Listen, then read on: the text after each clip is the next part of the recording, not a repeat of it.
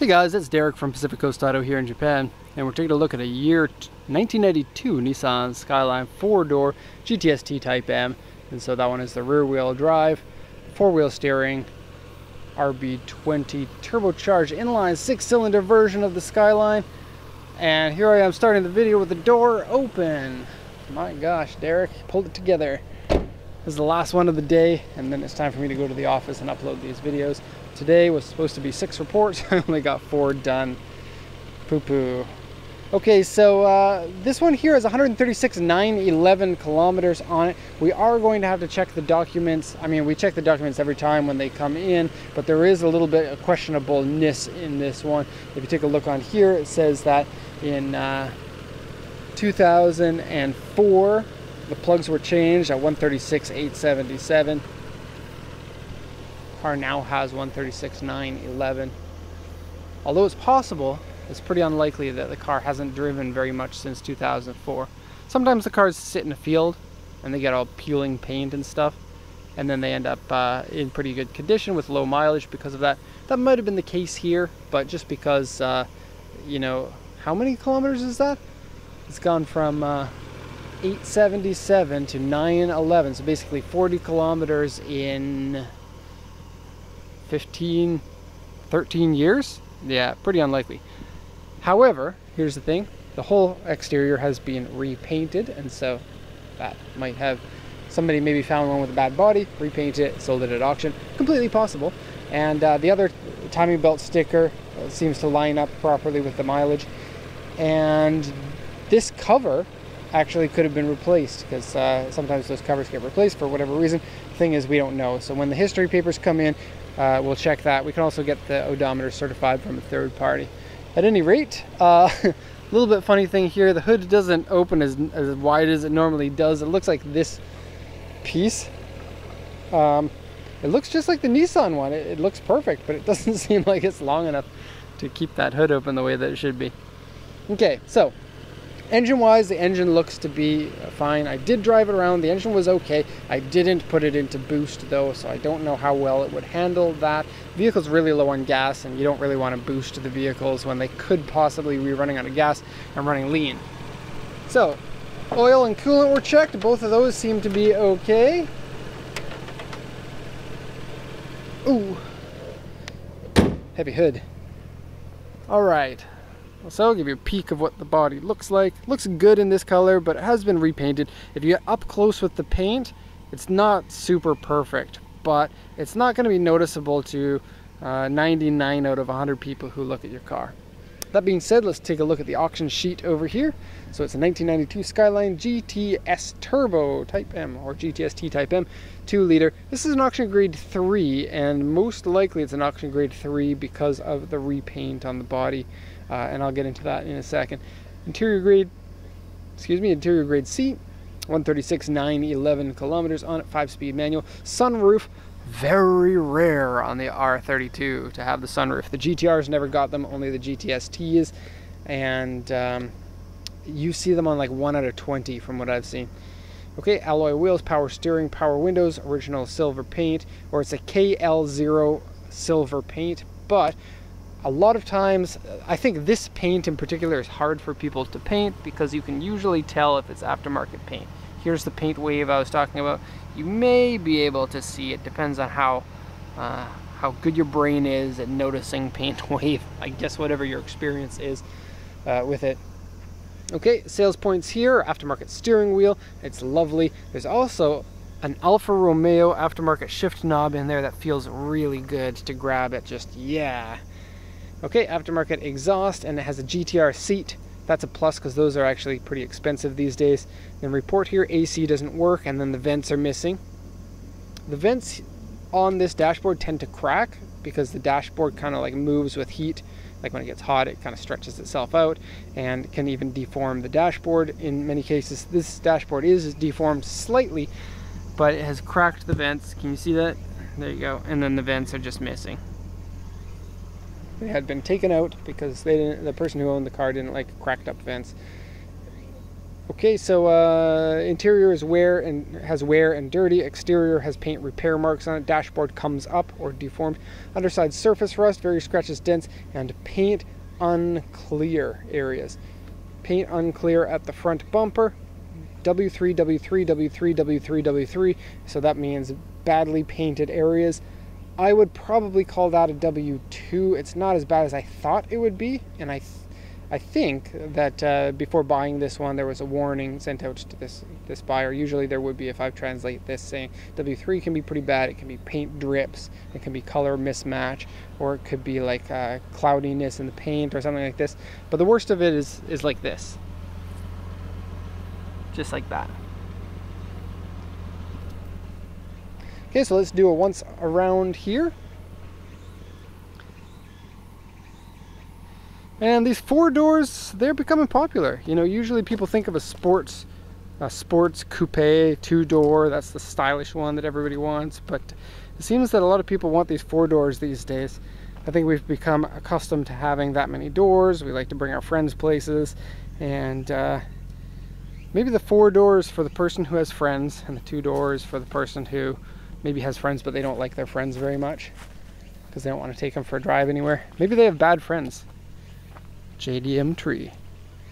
Maybe their friends are just trying to censor myself, not very nice friends and always asking for a ride, and so maybe that's a good reason to get a 4-door or a 2-door compared to a 4-door. I don't know. You could always say that the back door handles are broken and that's why you don't want to drive your friends anywhere. Okay, so front bumper. This front bumper looks like the one that has the auto front spoiler, but this one doesn't. The auto front spoiler is an extra front spoiler that comes down electronically. It's really awesome, but super duper ultra rare. I've only seen it on I think 4 of the ones that we've exported. We may have exported like 80 or 100 of these by now. Has the original grille piece, which is something I don't see very often at all on these anymore. It's been peeling, but easily repainted. Has the projector headlights, because there are 2 different styles of headlights that these came with. And then this is not the GTR, and so the hood comes down here. The GTR, the hood stays straight here, and then you have a grille that goes here. GTR also has wider front and rear fenders and a taller rear spoiler. Okay, stock wheels on it. I mentioned in the wheel and tire check that it's really interesting that they painted the back wheels GTR color. It's not actually a GTR wheel in the back because the GTR wheels are a very slightly different shape and are wider by I think 1.5 inches.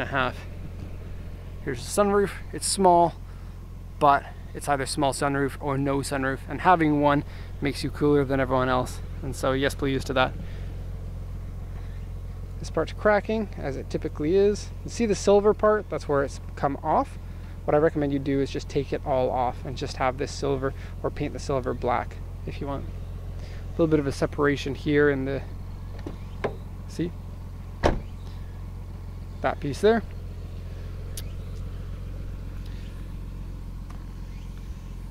Okay, this section here has some strange overspray looking stuff in white, and I believe you will be able to cut that out with a polishing pad. But do be careful too, because you don't want, like if that's underneath the clear coat, which I don't think it is, but if it is, you won't be able to cut it out unless you cut all your clear coat out too. Strangely, the 4-door has a different spoiler than the 2-door version of the GTS-T, and interestingly, it is taller. It may have something to do with a not as fast back window.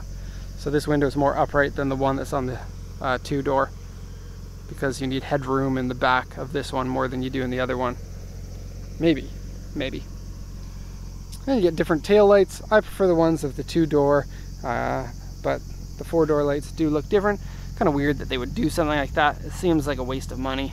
It would be better just to use the same ones and have one mold and then spend less on manufacturing, but maybe they know more about making cars than I do. Really nice sounding exhaust. A little bit of peeling the Skyline letters here. So 220 horsepower on this engine, rear wheel drive, and a chassis that's not very heavy compared to cars nowadays, and compared to a Toyota Crown, which is going on the channel next week, and it has a surprise in it, and so make sure you watch that video. Okay, So let's go to the interior here, since we've seen the exterior already.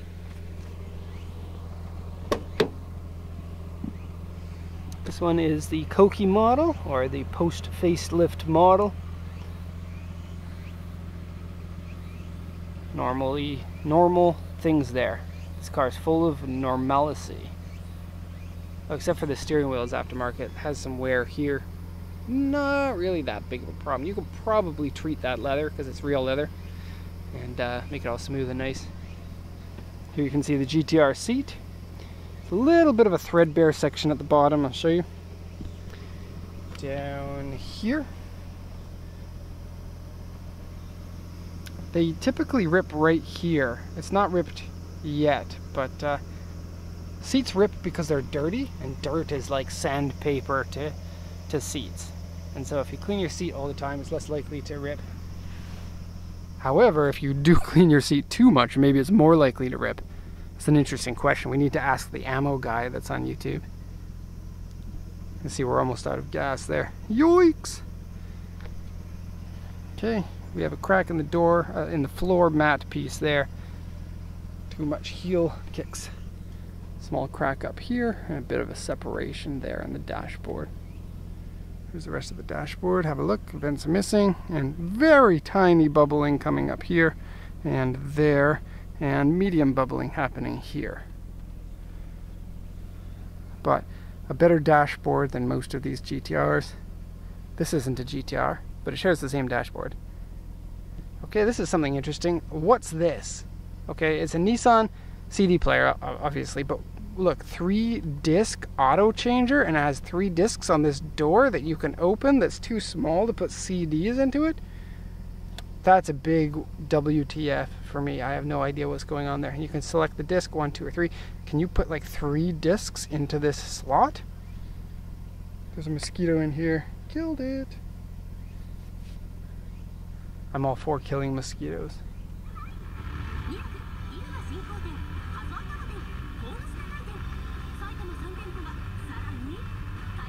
Yep.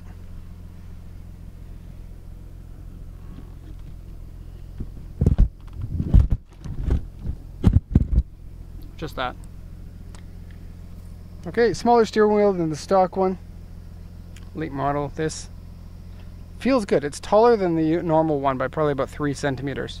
But I like how it's kind of smaller on the tip. It's bigger. Yeah. Oh, I don't have long enough arms to reach that. I don't know why I thought I could do that. Okay, so look at that. Tilt. Nice and noisy, so that people driving next to you know that you have a sunroof.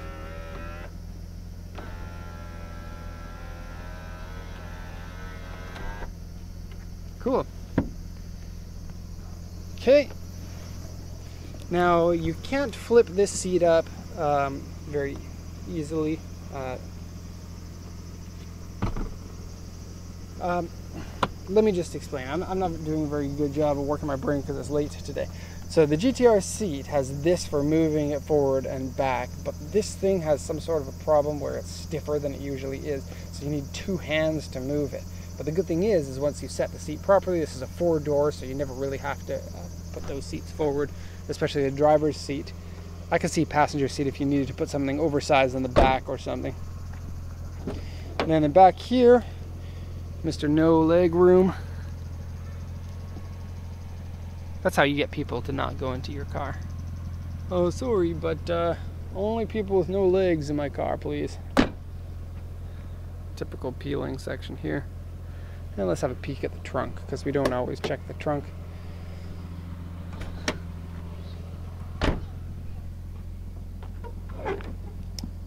Missing the trunk liner here. And when I say we don't always check the trunk, when we shoot these reports, of course we take pictures of the trunk, but when I shoot this final video, which is a recap video, I don't always get to the trunk because it's not extremely necessary. People who have seen these videos, they've seen a million of these Skyline videos because that's how many I have on the channel apparently, and they've all seen the trunks anyway. Cool. Or not cool. It's missing the trim piece, but something like that is really easy to fashion yourself if you need to. that is going to be it. Oh, rear wiper's missing. Kind of weird. I wonder why people do that. It's pretty common with sports cars. Is it weight reduction? Because it's not that much weight. It's an aerodynamics thing. That can't be that beneficial. Anyways, that's going to be the end of this video. We managed to get a Skyline up to 15 minutes, even though we've already seen pretty much every Skyline thing on these videos anyway.